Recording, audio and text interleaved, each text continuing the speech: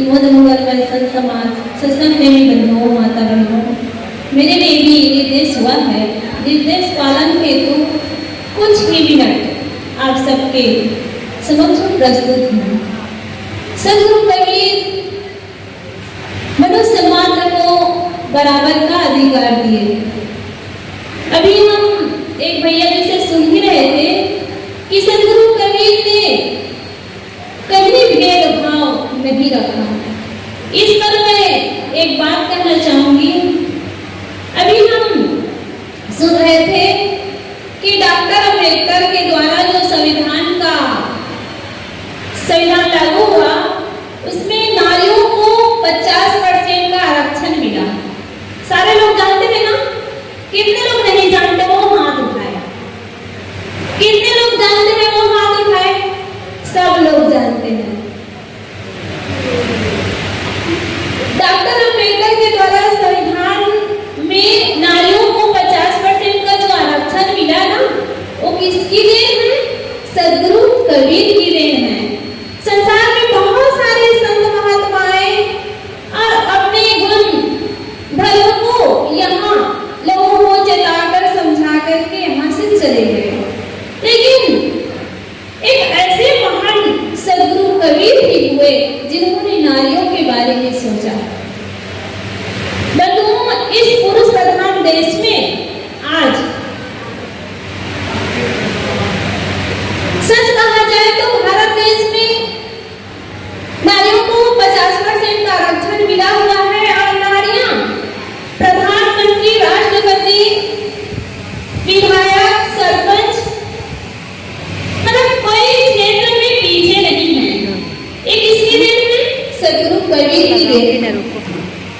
ये तो संविधान की बात हो गई। अब अपने हृदय से, अपने दिल पर हाथ रख के आप बताइए कि आप जितने यहाँ सभा में बैठे हैं, सचमुच में नारी और नर में अंतर नहीं रखते हैं? जहां तक मैं समझती हूँ अभी भी अंतर है। क्यों है? क्योंकि नारियों में एक भय है, पुरुषों में भी एक भय है। क्यों भय है? क्योंकि नारी अपनी रक्षा नहीं कर सकती। नारी अपनी रक्षा कर सकती है बंधुओं, उनको वैसा संस्कार दिया जाए, उसको वैसे सीख दी जाए तो वो सक्षम है। ये तो सच है कि प्रकृति के द्वारा नारियों को शारीरिक क्षमता थोड़ी कम है, ऊंचाई कम है, शरीर की मोटाई कम है, लेकिन बुद्धि और विवेक में कहा जाए ना तो पुरुष से भी आगे है। लेकिन इस बात को नारियां ना समझ पा रही है और ना पुरुष समझ पा रहे हैं। सदगुरु कबीर कहते हैं, बुझ बुझ पंडित बीरबल होए, आधे बसे पुरुष आधे बसे लोग। संसार में नारी और पुरुष का बराबर का अधिकार है।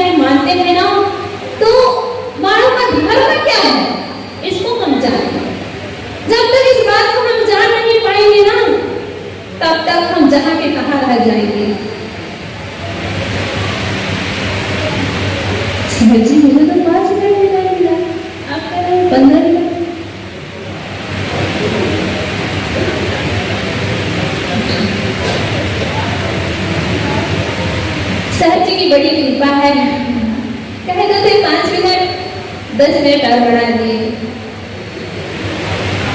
तो सदगुरु कहे का जो हम पर कृपा है, नारी जाति पर कृपा है, उसको हमें संभाल कर रखना है, उसको विकसित करना है। नारी बंधुओं, नारी शक्ति का स्रोत है।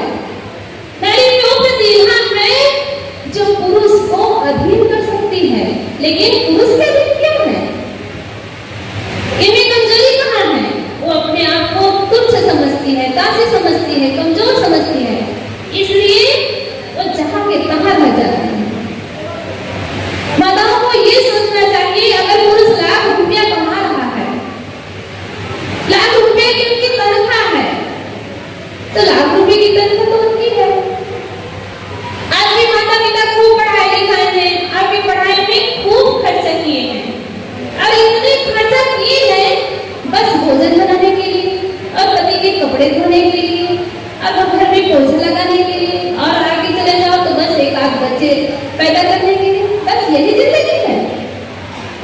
माता बहनों, ये सब तो पशु पक्षी भी कर लेते हैं। हम मनुष्य तन में आकर के अपने आप को एक तुच्छ नारी समझ करके बस धर्म में रह जाएं तो हमारी क्या विशेषता है? आप इतिहास खोल के देखिए, ऐसे ऐसे महान नारियां हुई हैं जिन्होंने अपने मंदालसा की बात कहा जाए तो मंदालसा अपने 7 पुत्रों को सन्यासी बना दिए, साधु बना दिए। क्यों बना पाई? वो अच्छे संस्कार नहीं देते तो उनके बच्चे पता नहीं क्या करते, लेकिन उनमें वो प्रतिभा थी। वैसे आप सब में वो प्रतिभा है, सब में वो शक्ति है, वो ऊर्जा है, बस उस ऊर्जा को, उस शक्ति को आप सबको पहचाननी है। हम अपनी शक्ति को नहीं पहचानते हैं तो सब हमें दबाते हैं, माता पिता दबाते हैं, घर परिवार में और आगे बढ़ गए तो पति दबाते हैं, और पति से आगे पुत्र भी दबाते हैं। क्यों दबाते हैं? क्योंकि हम ऊपर उठना ही नहीं चाहते, जहां के तहां बैठना ही हमें अच्छा लगता है। इसलिए बहनों, माता बहनों, आज शिक्षा तो बढ़ी है, शिक्षा तो बढ़ी है। जितने भाई लोग नहीं पढ़े हैं ना, उतनी बहनें पढ़ी लिखी है, लेकिन काम धाम में कहा जाए ना तो बस चौका चूल्हा तक की सीमित है। मैं एक आंकड़ा बताऊं, 1950 की आंकड़ा थी महिलाओं के लिए 35% महिलाएं काम करती थी, दफ्तरों में, खेतों में और मेहनत वाले काम। और अभी की आंकड़ा में कहा जाए तो 20% महिलाएं काम कर रही हैं दफ्तरों में, खेतों में और अन्य कार्यों में। तो इसका कारण क्या है? इसका कारण ये है कि महिलाएं अब अपने को सुख सुविधा में बस ढाल दी है। पढ़ी लिखी तो खूब है, पढ़ने लिखने में कमी नहीं है, लेकिन कहते हैं ना, ये शरीर क्या कहते हैं पता है? मैं बता दूं, शरीर की मांग है खाओ पियो और मस्त लेट जाओ, खाओ पियो और मस्त लेट जाओ। शरीर यही चाहता है, लेकिन चेतना क्या चाहती है? चेतना ऊंचाई चाहती है। कुछ करो, किसने इस संसार में है, तुम्हारा कर्तव्य क्या है? तुम कहाँ हो और क्यों आए हो? क्या करना चाहिए तुम्हें? ये क्या कौन चाहता है?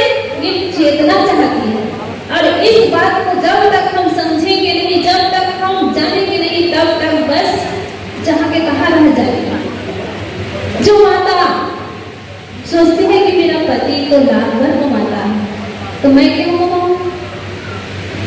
जरा सोचो, आपके पति तो लाख भर कमाता है, लेकिन आप कितना कमाती हो? ऐसा पूछा जाए तो कहते हैं बहने कि साहब घर का भी तो देख रेख करना होता है, घर में परिवार है, बच्चे हैं, सास ससुर हैं, उनकी देख रेख तो जरूरी है। तो मैं पूछती हूँ कि उनके देख रेख में अगर एक गाय रखा जाए, आप पढ़ी लिखी हो, BSc की हो, नर्सिंग की हो और शिक्षा करने में अगर आपका नाम आ रहा है तो तो बस चूल्हा चौका में लग गई हो। तो एक बाई का कीमत कितना होता है? 5 से 7 हजार। तो क्या आपकी योग्यता इतनी ही है? आप अगर दफ्तर में काम करते हैं तो 30,000 40,000 कमाते हैं। अब बस बात पैसे की नहीं है। इंसान देश दुनिया देखता है, जानता है कि मेरी योग्यता क्या है, समाज में हो क्या रहा है, समाज में मेरी कुछ करने की जरूरत है कि नहीं। जब हम 4 दीवारी में अंदर रहते हैं ना, तो समाज में क्या हो रहा है, हमें क्या करना चाहिए, हम उनसे वंचित हो जाते हैं। बस पैसे के लिए नहीं, नौकरी पैसे के लिए नहीं की जाती है बंधुओं, माता बहनों। समाज में कैसी कैसी स्थितियां हैं उसको हम सुधार सकते हैं, इसलिए हम बाहर निकले।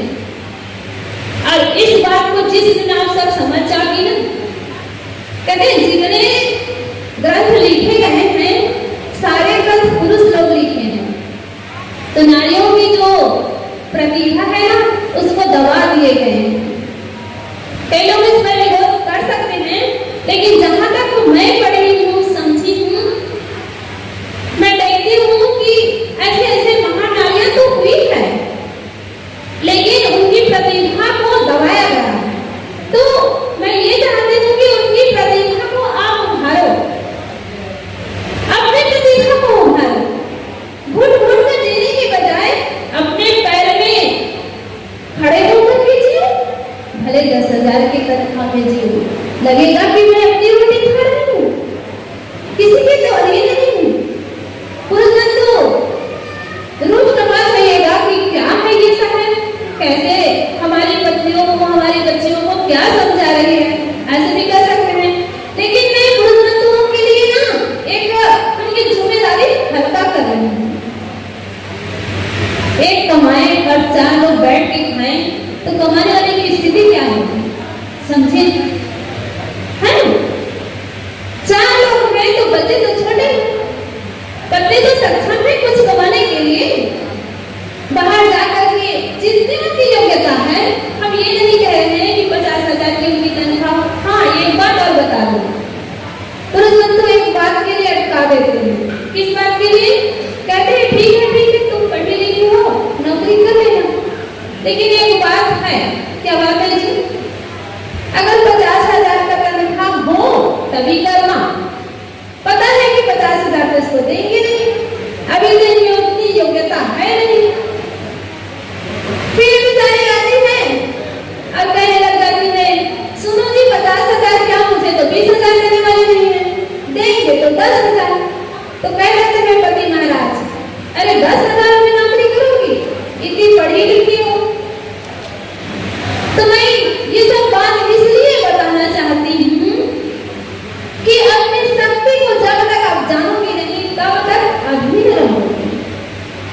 और हम अधीन होकर के जीने के लिए नहीं जन्म लिए हैं, अपना कल्याण करने के लिए जन्म लिए हैं। इस बात को मैं बार बार कहती हूँ कि मनुष्य का जन्म सिर्फ और सिर्फ कल्याण करने के लिए मिला हुआ है। जो अपने मन इंद्रिय को संभाल नहीं पाता है, उनके लिए गृहस्थ आश्रम ठीक है, लेकिन गृहस्थ आश्रम भी कितने समय के लिए ठीक है? 1-2 बच्चे आ गए, फिर पति पत्नी मित्र के तरह रहे, दोनों में बढ़िया परस्पर प्रेम हो, एक दूसरे की सारी बातों को शेयर करें। ये है गृहस्थी आश्रम का व्यवहार। लेकिन ऐसा होता कहाँ है? ऐसा नहीं होता है। इसी कारण से सारे लोग दुखी हैं, इसी कारण से सारे लोग पीड़ित हैं, कलंकमय जीवन है। बहनों, माता बहनों, हम सब चाहते हैं कि हमारा घर मंदिर हो, हमारे घर में स्वर्ग उतरे, लेकिन हम वैसा काम ही नहीं करते हैं, हम वैसा कर्म ही नहीं करते हैं, तो हमारा घर मंदिर कैसा होगा? कैसे हमारे घर में स्वर्ग उतरेगा? कैसा हम कल्याण की तरफ आगे बढ़ेंगे? कैसे हमारे जीवन में शांति आएगी? तो मैं यही कहना चाहूंगी कि सदगुरु कबीर जो कहे हैं उस बात को हम अपने जीवन में उतारें, और जब तक हम उन बातों को अपने जीवन में उतारेंगे नहीं, अपने प्रतिभा को हम समझेंगे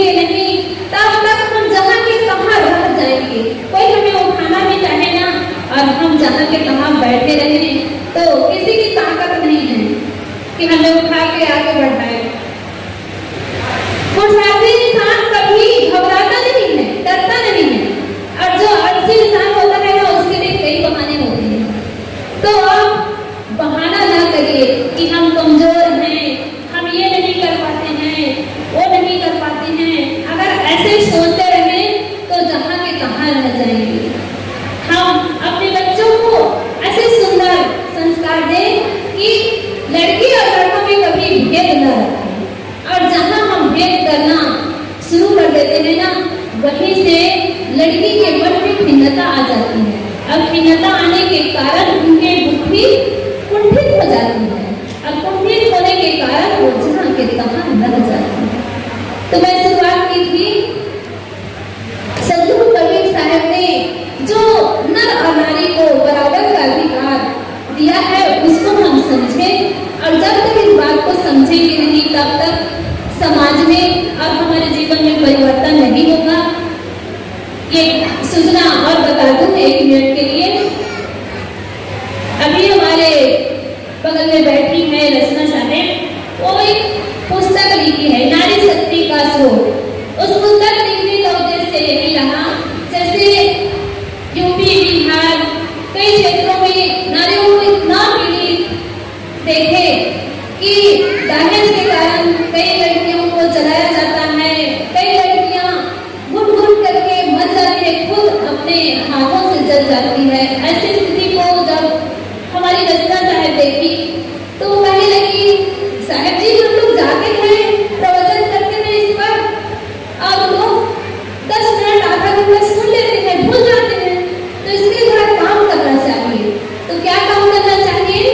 इस पर हमें कुछ ऐसा लिख दें कि लोग इससे लाभ लें। तो ये लिखी है नारी शक्ति का स्रोत, उसमें महान नारियों की गाथा है, और ये समीक्षा की है कि कैसे नारियों ने अपने प्रतिभा को उभारे और कैसे भी कष्ट सह करके संघर्ष करके आगे बढ़े, उन नारियों का इसमें गाथा है।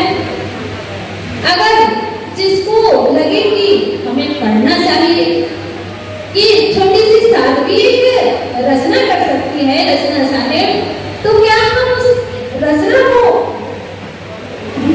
मिलकर पढ़ सकते हैं और पढ़कर अपने जीवन को बदल सकते हैं? ऐसा अगर सोचते हैं तो वहाँ बुक स्टार लगा हुआ है, वहाँ से आप खरीदिए और अपने जीवन को बढ़िया मंगलमय और शक्तिवान बनाइए। बोलिए सदगुरु कबीर साहब की, संत समाज की, भक्त समाज की, साहेब बंदगी साहेब।